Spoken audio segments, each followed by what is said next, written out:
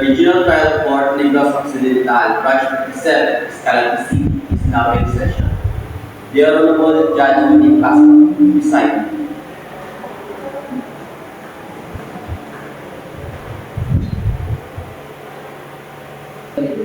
Let us begin this session with a short prayer.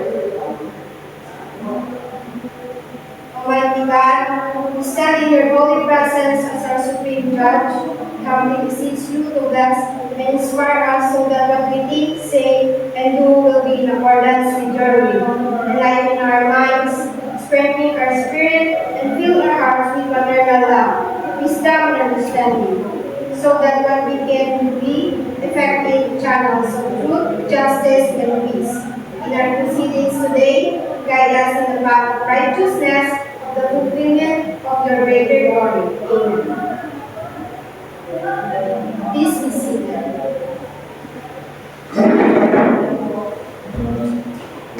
Calling the case of People of the Philippines versus Cardinal Landido for robbery with homicide. Appearances, please.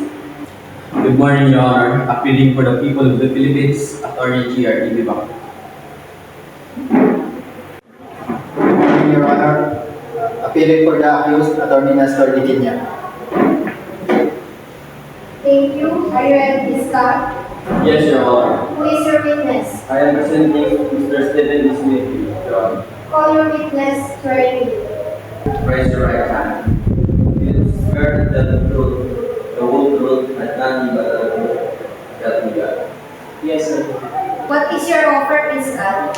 Your Honor, we offer the testimony of Mr. Stephen Easley to prove that he saw the accused Arjanela Guido fleeing the house of the victim on April 28, 2025. The witness discovered the victim, Archie Montani, lifeless, with stab wound and his home ransacked. We also offer the Exhibit A, a CCTV footage from the inside of the victim's house, clearly showing the face of the distinct deep tattoo on the accused during the incident. Defense, any objection? We object to any conclusions beyond the personal knowledge of the witness, Your Honor. As for Exhibit A, we will challenge its clarity and reliability during cross. Objection noted. Proceed with the examination. Mr. Sulib, do you know the victim? Archie is my neighbor and our close friend. Where were you on April 28 around 11:45 p.m.? I was walking home and passed by Archie's house. I saw someone running from the side street. Did you recognize that person? Yes, under the street light, I clearly saw his face. It was Arjanela Guido. So, what did you do? I called out to Archie, but there is no response. I went through the open window of the door. The room was ransacked, doors open, boarded gun, and Archie was stabbed multiple times. Your Honor, at this point, the prosecution respectfully offers into evidence Exhibit A, a CCTV footage from inside the victim's living room.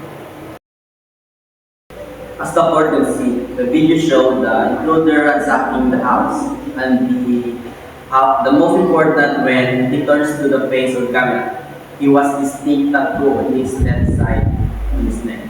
Noted. Continue. Mr. Silvio, did Arjanel have such tattoo? Yes, it's a dragon tattoo on his left leg. I've seen it many times. No further question, Your Honor. Defense counsel, proceed.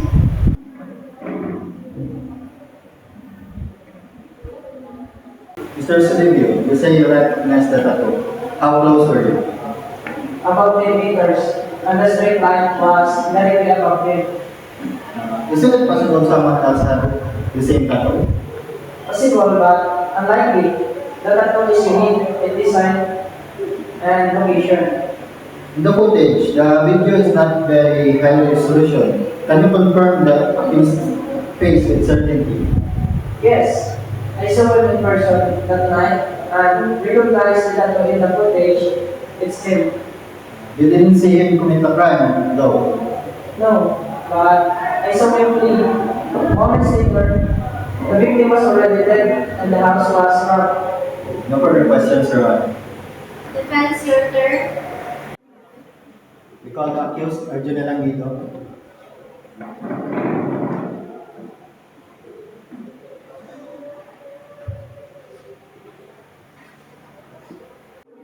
Raise your right hand. Do you swear to tell the truth, the whole truth, and nothing but the truth? That is right. I do.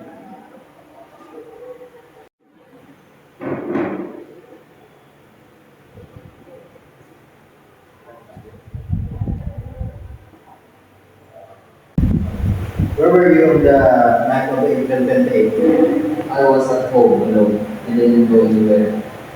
Do you know Archie Montano? Yes, but we're not close. Did you enter his house that night? No, I did not. You have a tattoo on your neck? Yes, I do, but many people have that too. No further questions, Your Honor.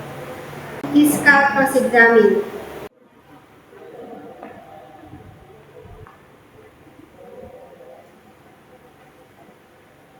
Mr. Langido, you admit having a neck tattoo shown in Exhibit 8, correct? Yes, but I didn't commit crime. The video shows a man revealed the tattoo, the clothing style, but in act. You claim to be home but have no alibi. Why should this court believe you? Because I'm innocent. Innocent requires evidence, but all evidence points to you that the tattoo sealed your identity. The footage is damning. No further questions. None, Your Honor. We proceed to closing arguments. Prosecution first. Your Honor, the people have presented eyewitness testimony and said, hey, this clearly showed that accused inside the victim's home during the fire. His face, clothing, the tattoo confirm his identity. The accused has no alibi and has no explanation. The circumstantial evidence align perfectly. We respectfully request a verdict of guilty for robbery with homicide. Defense. Your Honor, the identity of the accused in the footage is not crystal clear. There's no direct witness to the act itself. Reasonable doubt still exists. We ask for acquittal. This court has carefully reviewed the evidence, including Exhibit A, which clearly shows the accused in the act of ransacking the victim's home. His distinct neck tattoo, as corroborated by the witness, confirms his identity beyond doubt. The accused failed to offer a credible alibi. Accordingly, this court finds the accused Arjun Langido guilty beyond reasonable doubt of robbery with homicide. Let a commitment order be issued accordingly. Court is adjourned.